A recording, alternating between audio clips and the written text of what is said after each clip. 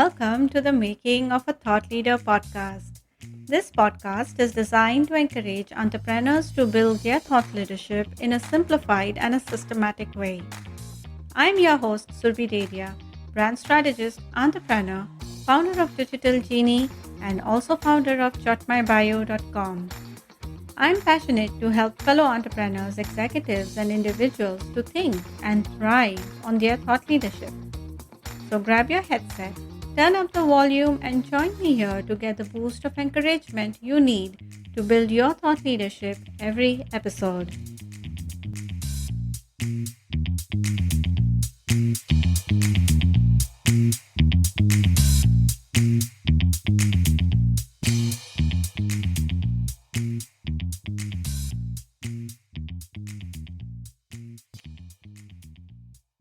Are you being intentional at your work and in your life? The age of AI is here, and while many of us fear the future of work, Dr. Karuna Ramanthan says we must lean in to leadership. Dr. Karuna is a former commanding officer of 2 warships for Singapore Navy. Besides being in the military system, Dr. Karuna also did development work at Prime Minister's office in Singapore. He's an author of the book Navigating Seas of Change and also holds a doctorate degree on leadership and tacit knowledge transfer. If someone understands leadership in different contexts, that's Dr. Karuna. In my conversation with Dr. Karuna, we talk about leadership, but what I believe is more powerful in this conversation with Dr. Karuna is the message to everyone to move from accidental to being intentional through our life's work. This is the Making of a Thought Leader podcast, and I'm your host, Surbhi Dedhia. Let's meet Dr. Karuna on the other side and learn being intentional about building thought leadership.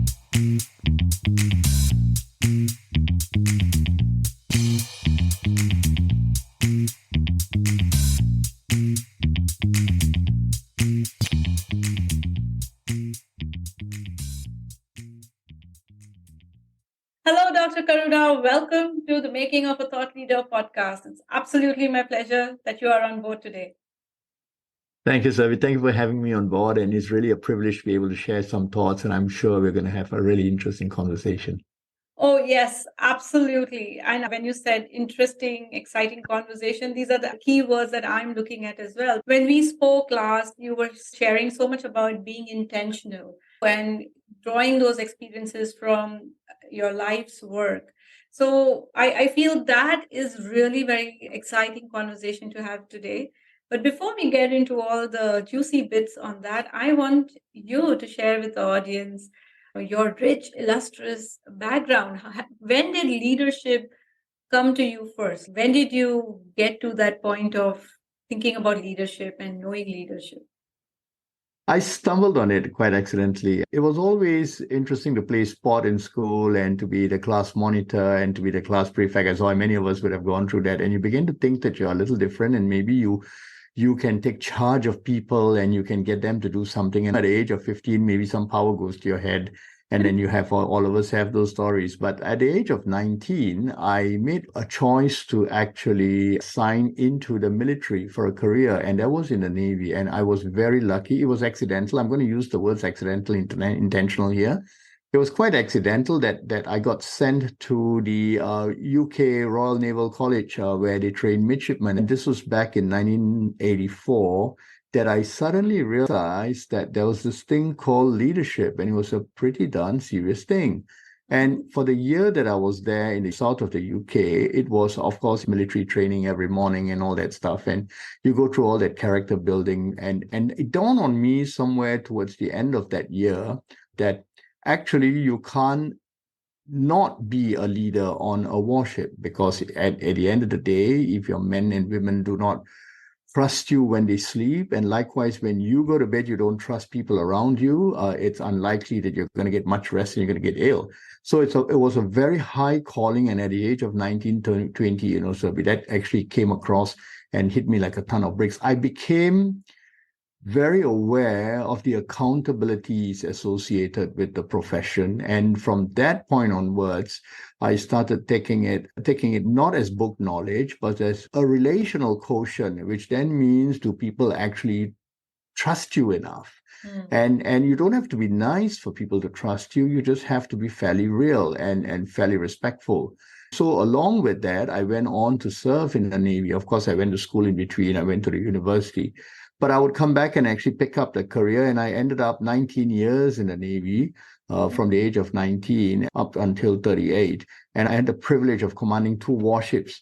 One small one and one big one. And at that time, life was really fun in your mid-30s, and you feel that you have all this power and status and standing, and the naval profession is a glorious one. And I had to step off it because it was a decision point that I had to make. My children were young, they were 6 and 9, and it was a difficult decision, but I had enough of time at sea, and there was almost a decade of time at sea.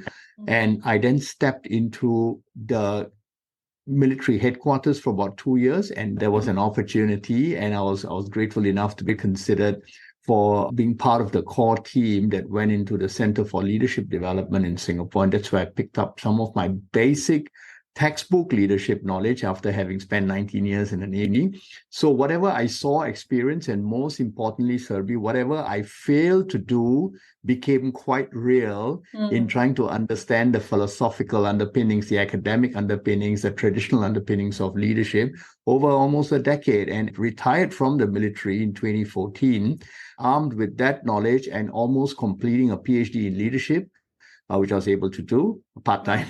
And I went into government for 3 years, and almost 3 years in government in Singapore. I was Singapore government's most senior principal organizational development consultant. It's a mouthful, but what it simply meant was I designed and facilitated conversations among some very senior people to be able to come to agreements and collaborative positions regarding whole of government initiatives, and there are plenty in Singapore. And then after that, and this was in 2017, I stepped out on my own and became an entrepreneur and a self-leader. This is going to be entering the 7th year. I still do pretty much the same thing. My core purpose in life is to help as many people become better versions of themselves. And therefore, I have just had that privilege of working with people over the last 39 years in 4 distinct contexts, very different contexts for leadership. And I'm a little concerned about that because we fail sometimes to realize that leadership is highly contextual, and you cannot afford to take one practice from one context and apply it quite so confidently in another context. So I hope all that crash course made sense. Yes, it is. It is like a crash course. That's the right word that you've used.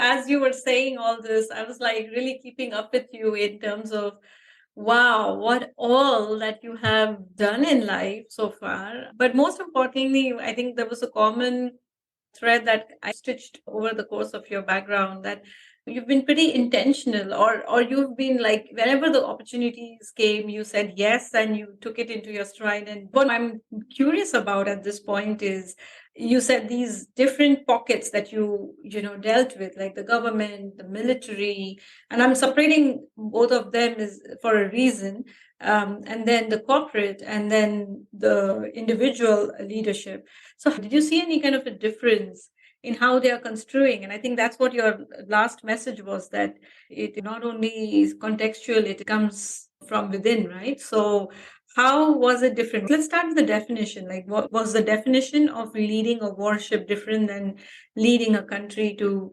leading a corporate? There are a few major age-old constructs in the context of military leadership. And firstly, I will take the position that leadership is inherently, or it was born in the military. The profession actually amplified the need for leadership. The need to take men and women into harm's way has been there for centuries, the start of time, right? I mean, what would compel a person to be led by another into a potentially difficult situation, worrying for his or her life? And that is it's quite an amazing concept, because it's the entire training around developing leaders is actually based on that. We are careful in who we select based on training everyone. So that's typically militaries all around the world. They train everyone and they select a few. Yeah. And actually, with that comes the larger underpinning, at least the values side of the profession.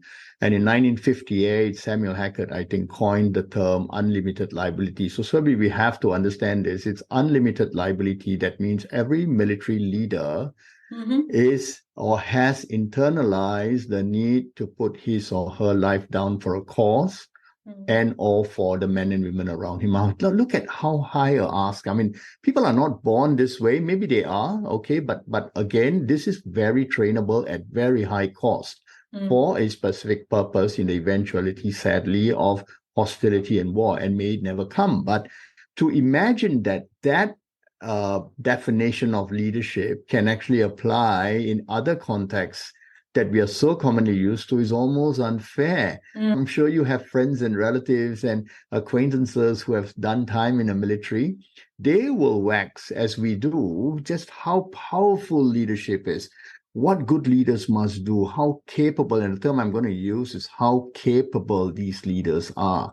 Because indeed they are. I mean, history is replete with examples of men and women who have served beyond the call to the extent of putting their lives. Now, the other side of the equation lies government, and government simply is a bureaucracy, just like the military is largely a hierarchy, a very visible one. The government is actually organized around necessary bureaucracy, and bureaucracy, the language of process comes into play, protocols, rules, and all those other things, right? The SOPs. And it's very hard to expect someone to actually demonstrate those qualities of leadership in a military, inherent in the military context, in the government. In fact, if you put a military leader, and we have those who are actually retired, if you put a military leader in the context of government, he or she might struggle initially because they might just be lost around the swarm of bureaucratic movements and wonder why people are not being themselves and why they don't step up. Now, while we see capable leaders in the military, we see far less capable individuals who are in leadership positions in government. And I want to get to that defense because simply they don't need to be as capable in that context. They don't need to take care of the people. They don't need to put their lives on the ground. They don't need to operate with that level of trust. They just need to make sure they don't make mistakes. They operate at the highest levels of integrity and basically not loyalty, but integrity. And they're two different systems. So the leaders in position in the government are actually quite unfairly faulted for not demonstrating that kind of qualities. And it sometimes hurts to actually watch how good responsible people are actually bandaged around as not very good leaders, and the leadership ask is actually very high. So that's between the government and the military, and you can see very different contexts. While we have unlimited liability in the military, actually, when you look at a government, most governments, I think all governments are accountable to people. The entire system is accountable to people. No single individual is accountable to a person, And then, so you say, why don't you step up and be accountable? Well, there's no need to be accountable. Now, let's get to academia. It's interesting. I spent, while I was doing my PhD, I've taught in 2 universities, and it's always marveled on me as to how interested academia is in defining something. And I'm here to tell them very respectfully, you can't define leadership. I mean, we can. It's a process of influence. There may be styles, there may be a few of these things, but I really, really don't think we are better off defining leadership because it is highly contextual. Now, in that sense, actually, we might need to be a little bit more circumspect around how we look at academic definitions around leadership, particularly those that try to prove what good leadership looks like. And finally, with organizations, there is this fantasy-laden notion of the universal leader, right?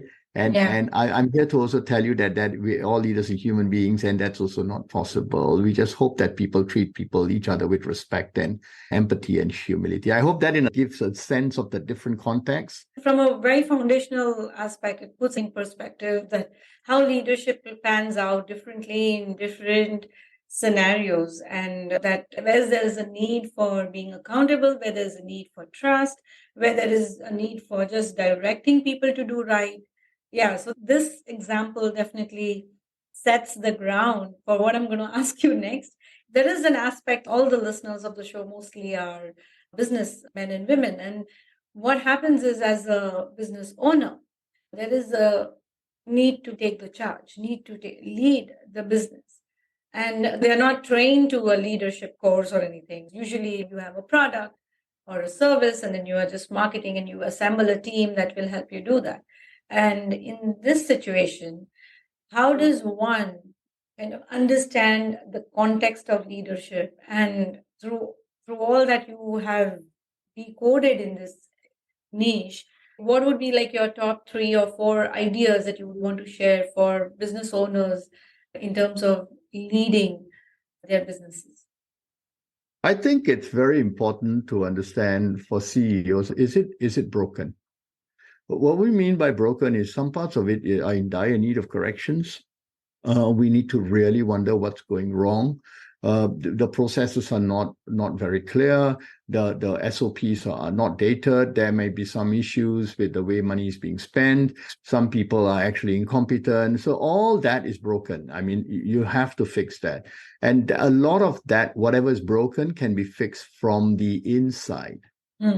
Which then means you find out what's happening, you set up your internal audits, your audit committees, you get all that done. You actually might get your HR department to do some things. If it is broken, it is not going to be able to grow. It's like a potted plant. I mean, you can't grow a plant in a broken pot. So then you actually need to ask yourself how long it's going to take me to fix this. And in some cases, fixing can be very fast. I mean, if you've got a process consultant, and there are many of these consulting groups out there who actually come in and tell you, do this, do this, do this, because you'll get much better faster. And you could do that. And then, so all that for the CEO is leadership. It's leadership because he's demanding or she's demanding that it gets done, and it needs to happen. Yes. Now, the problem starts potentially when a leader is faced with transformation. And transformation is a need to take essentially a good organization and make it great or even better, And that is probably where I see, to answer your question, Surbhi, come around the question, most CEOs overestimating their knowledge and their power. There's a lot of that happening because simply by actually saying, look, we need to get this done, let's explain why it's done, that's not how people actually shift. There's a lot more that's needed, and they need a lot of help. And there's an equation that we use. The more ambitious the transformation agenda, the greater the need for a leadership collective. So the CEO's challenge there will not just be the strategy, but the strategy built collectively by his or her and first lieutenants. Here's the C-suite, here's the C-minus, here are some of the people who actually hold power, and they need to come together. And that is something that most CEOs are either uncomfortable doing or they assume they can just do it in one afternoon. And that's really where a lot of people who do the kind of work I do actually lend our benefit, I give our time as external facilitators of this conversation. Once that's done, the CEO is actually in a multiplier effect because the people in that collective are able to move things for him or her. Now, the third problem with CEOs is, even while we are doing this, is they often, while they overestimate their knowledge, they overestimate their power, they underestimate the influence of the middle managers. And the middle managers have tremendous, as you know, Surbhi, you and I have worked in the middle of organizations, the people we go out to lunch with, the people we actually travel with in the car, I mean, the things we say, in the water coolers and all that, actually are the informal dynamics that takes place in any organization. And basically, if you don't harness that, it kind of potentially deteriorates into a whole lot of problems, which now is commonly branded as culture. So CEOs cannot shift culture. They can't fix culture. Middle managers fix the culture. And so middle managers are often underestimated for their influence and also for the information they hold. So CEOs might need to watch that for someone taking over. There's a wealth of knowledge and information in the middle of the organization, and they're not going to tell you until and unless they see the need to actually kind of bring that up. So it will be very good then, as a third point, for CEOs to think a little bit more about how to harness I call it the engine room in an organization, like akin to the metaphor of a ship. How do you actually harness the engine room because if you don't, at some point, they might look like a problem. And that's also, I say the middle is where the action is, and the middle is also where the inaction is, which then means that you actually experience resistance to change in the middle. Right. So there are just 3 points. One is fix whatever is broken. Two, when you're growing, don't think you can do it on your own, because this whole obsession with vision, and I think Ronald Heifetz says it nicely in his book Leadership on the Line. He's out of Harvard. He says, ambition and vision after a while tend to look the same. So it's a single leader's ambition cast in vision language that actually is never going to help the organization go anywhere, because it's just an idea and it's a determined idea, but it's a lot more to build a collective. And the third point is harness the power of the middle. They are your engine room. Yes, that's wonderful. So when we say about harnessing the engine room, is there, and of course it is only when they're willing to open up, how do you make the culture come out and tap into that? Like, how does it work? Does it work top bottom, or does it need to have like an external consultant come in and do it for them, or it takes like a leader within the middle management to then be collaborative with the top management to share these ideas? As an OD practitioner or consultant, I will tell you that those things are a little bit difficult to deal with, where the group dynamics becomes very, very difficult. And sometimes you hear concepts like marginalized, canceled out, and you have all those power dynamics that happen in the middle. But getting back to the question, COVID was a terrible thing, but it actually showed up a few things. We need middle managers. Who are these people? These are your managers in appointments. They are your supervisors. They are project managers. They are team leaders. Look at it, Surbhi, maybe 40% of an organization. Yeah. We need them to accept the responsibility, not just for the work, but increasingly to be responsible and accountable for the people who are actually within their charge. The simple way to unlock that is every middle manager can become a leader, not in position, but to harness the influence and to harness the information. So we see a couple of steps. First, in order to do that, you need to help people cope, managers themselves cope. And that's all that mental health and that burnout and the work from home. But the second is once they get past that barrier and they're a little bit more positive, and all this is trainable, and how you see the narrative in the world. I'll come to narrative in a bit. Then you get them to become a bit more adaptive, how they work with others across the organization instead of just working up and down, which they're so used to. A typical manager, as you and I have been experiencing before, we look up for instructions and we look down for the work. We look up and we look down. Now we look across on the left and right, because the information and the knowledge we need doesn't just reside with us, and it's fast being accepted, right, as work becomes more complex. And for some of them who are actually very energized, these are the high octane types. They call the talent pipeline, talent pool. Some people are actually looking at promotions. Well, give them some change work. Let them lead the transformation projects. Let them become change leaders. Now, inherent in all this is the power of narrative, and it's often confused by many well-intentioned CEOs that all it takes is to stand up on a rostrum and spend 45 minutes explaining why a change or transformation is necessary. That's not how it works. Generally, that's rhetoric. For a large part, when someone's looking at you after 3 minutes on a rostrum trying to make a point and we're still over PowerPoint slides, people switch off. They see the psychology of it is the meeting is work, and I will just have to stay away from it so that I don't end up taking any part of this that I don't need. I mean, that's what's going through most of our minds, right? Yeah. We are in a defensive mode. What needs to happen is to enter the common narrative. Every organization has a narrative in use, which means there is a perspective, and the perspective might be marked by time, or might be present, or it might be historical, as to what really this organization is about. So culture actually comprises a narrative in point. Let's call that the common narrative. The common narrative needs to be understood. Leaders need help to be able to take that common narrative apart and look at it. I mean, if you're going to measure culture, you can't be putting out a questionnaire of, say, 42 questions because he pointed out that that simply measures the climate at that point in time. It doesn't go deeper. So as a dialogic OD practitioner, we build conversations and stories, and we get the highs and the lows, and we do those mappings into how people might actually be collectively seeing things in the middle of the organization. That's why managers are so powerful when you get them together in a room.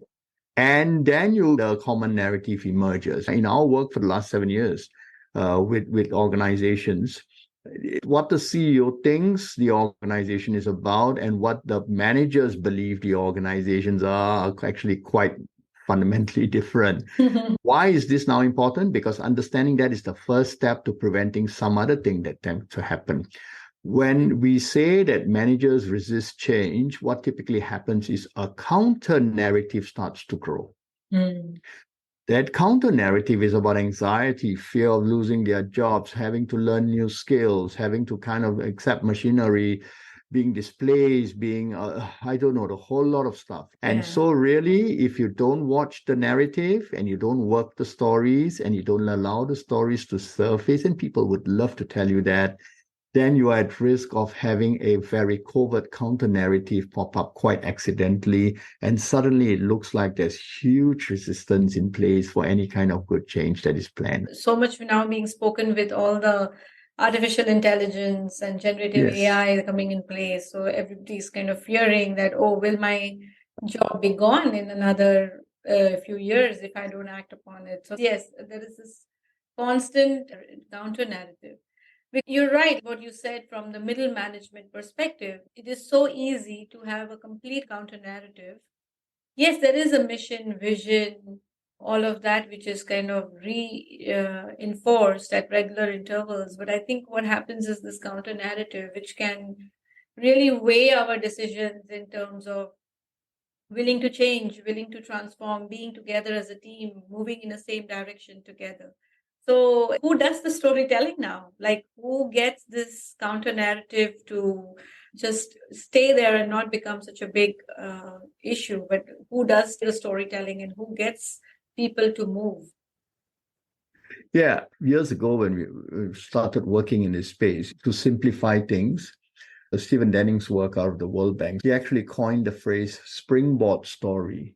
And it was in 1999 when he was in the World Bank, and he had difficulty convincing the board on some changes they wanted to make in some humanitarian work in Africa. I believe it's the story went. And he actually demonstrated how the springboard story would actually help people understand the benefits of an intended change. When we Google it up, you can see it. What it simply means is, say it goes like this: in 5 years' time, imagine in the year 2030, we are visiting Africa, and we see this. And he says it so elegantly, right? It's all in his books. Now, leaders need to learn not to explain the vision, but to build a story around the vision, because that gives people hope. And it does not strike fear. It does not put people in a difficult position. It does not kind of make them anxious. It's storytelling, business storytelling. If you are a gifted storyteller, good for you. And there's some CEOs who are like that. Certainly, there's some politicians who are like that. Yeah. But for most CEOs, because they are largely the management sorts, we can teach them to actually think about storyfying their intentions. And there's some very good models out there. Now, let's get to the middle. So when CEOs are taught to tell it in a story, maybe they go back to a very good example of this was the late Steve Jobs when he did the Stanford commencement address, I think in 2006. And he told a story in 3 episodes of his life. And it made a lot of sense, right? I mean, compressing his 30 years or 40 years into a 12-minute story. And CEOs can be trained to do that one-day programs to help CEOs to think of an alternative way to spend the 30 or 40 minutes they have on the stage, to dump the PowerPoint and to just hold the mic and tell the story. Okay. Now, the middle managers group is really powerful, actually need an opportunity to actually emotionalize, to come out and share, to actually raise their fears, their frustrations, their near misses. And these are stories from the trenches in an organization. Now, they are really valuable because when you can do narrative mapping on them, themes would arise, THEMES, and you find that is really, really powerful data. And what does it do, Surbhi? It actually allows us to estimate the rate of flow. I'm going to use systems language now. When a strategy is formed and is pressed down like in a waterfall and a timeline is drawn, it is the pace of transformation.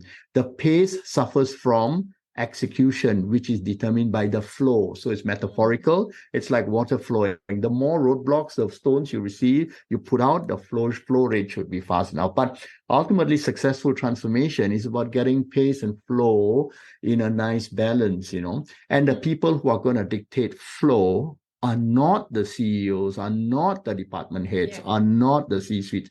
They are the real people who actually underestimate their influence and underestimate the knowledge they hold. And this survey comes out over and over again in stories. We run dialogic OD type sessions to actually build the stories. But there are many, many forms of it. But and I know there's a lot of positive psychology around stories, appreciative inquiry and all that. But I actually specialize in the pain stories, and it gets us going very fast. Most of us come to work hoping to be successful. We seek fulfillment. We want to make sure we earn a good day's wage, and we want to go home to where happiness is typically in families. Right. So we get very annoyed when things don't work well at work, and we become quieter and quieter, and stories actually help to bring that out. That's wonderful. That's really wonderful. Dr. Karuna, you made such an important point about the middle management, that there is like always this gap between the top and the middle management. On the podcast, what I have spoken so far through the different episodes is that we encourage the business owners and leaders to grow their own thought leadership. Now, there is another word added to leadership here called thought, right?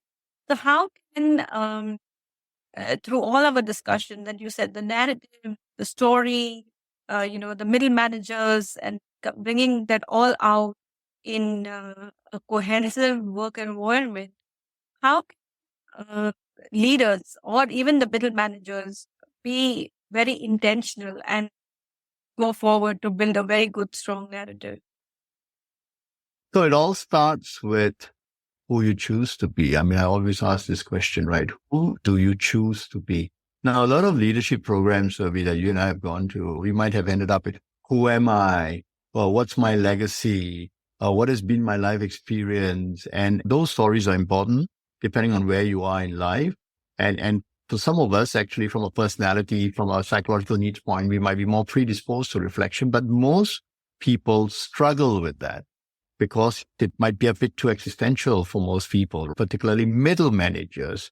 Now, your success at work depends pretty much on what you choose to do. Your happiness at home depends pretty much on what others choose to do with you.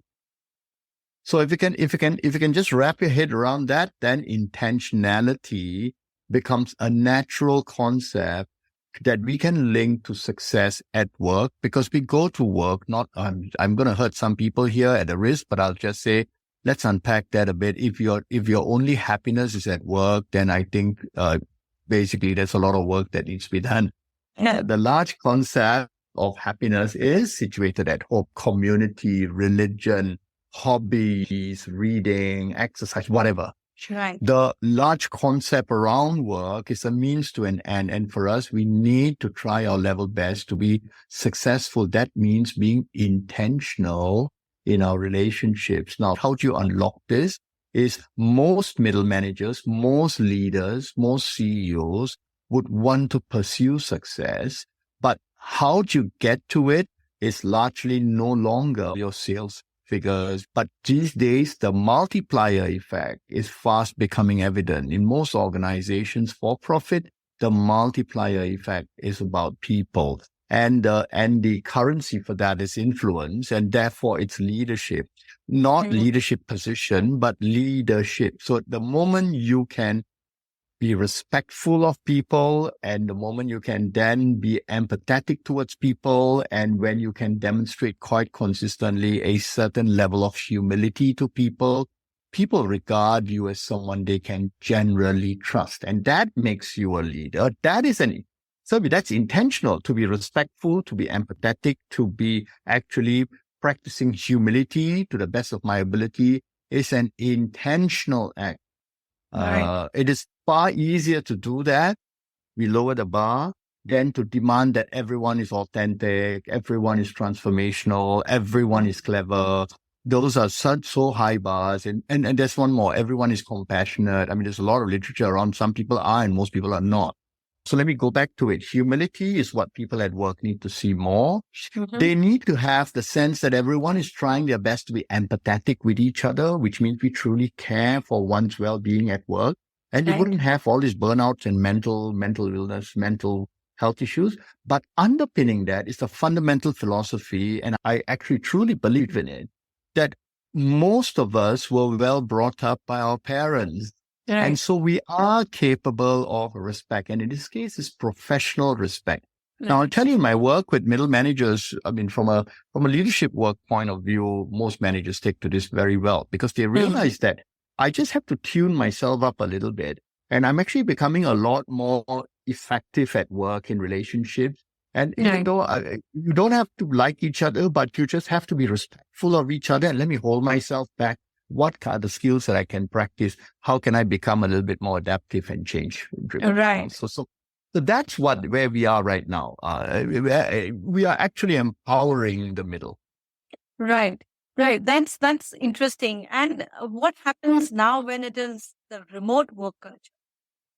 How do people show up in this situation? I know, I mean, I'm already thinking that it is going to be so much more harder to get people to be more intentional because you are just in front of the screen.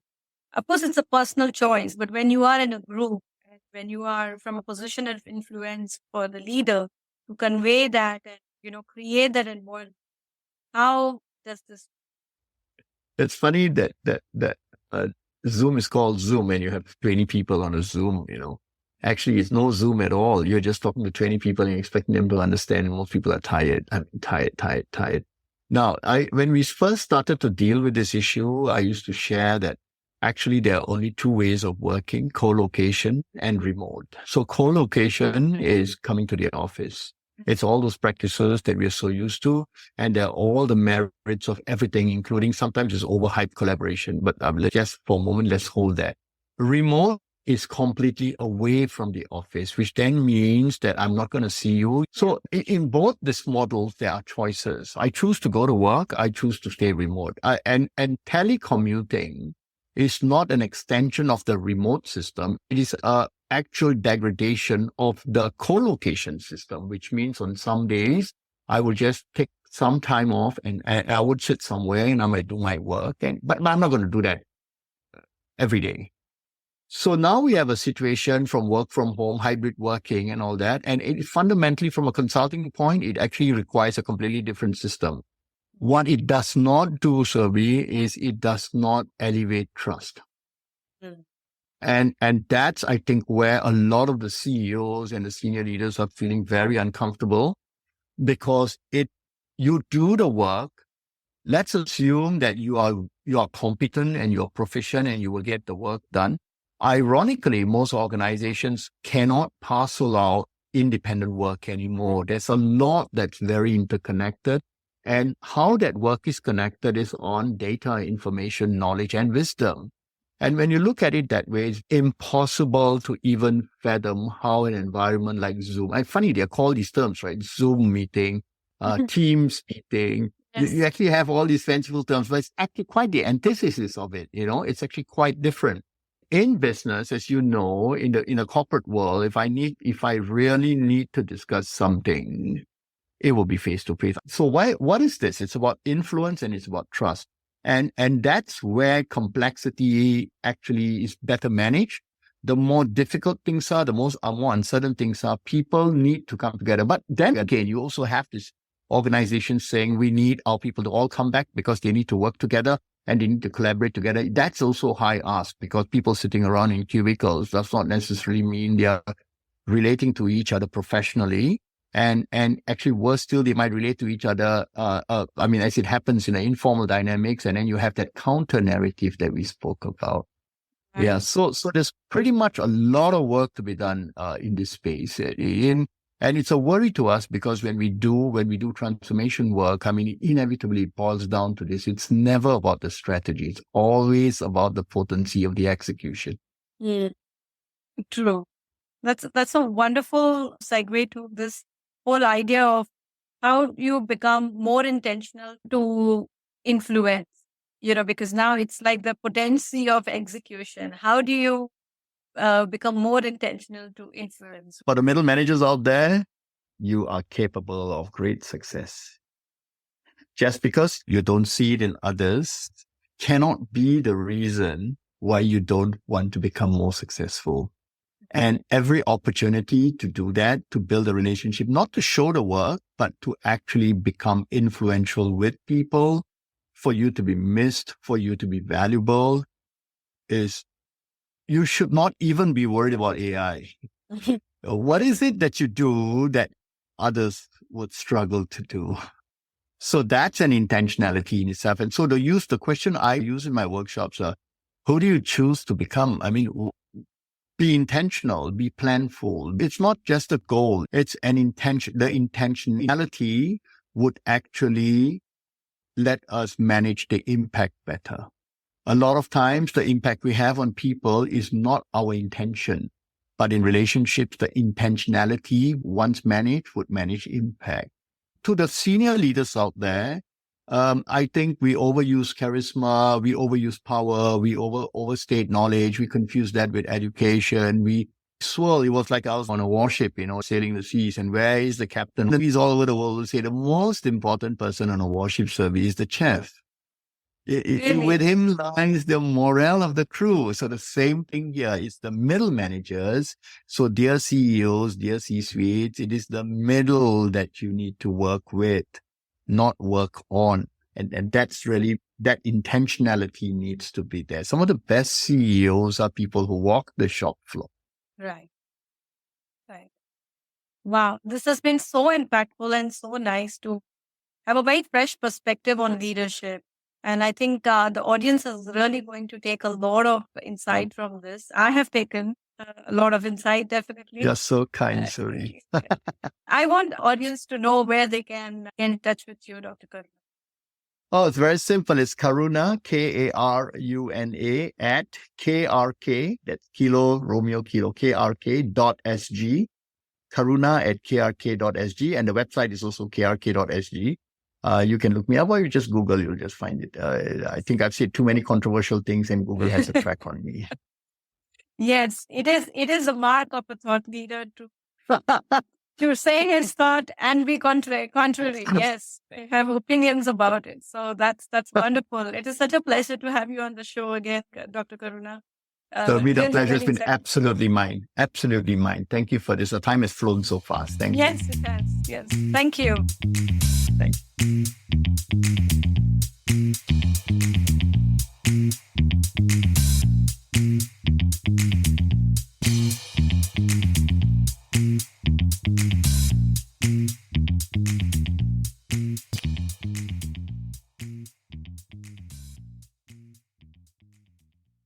The first step to build your thought leadership is with a powerful professional personal bio.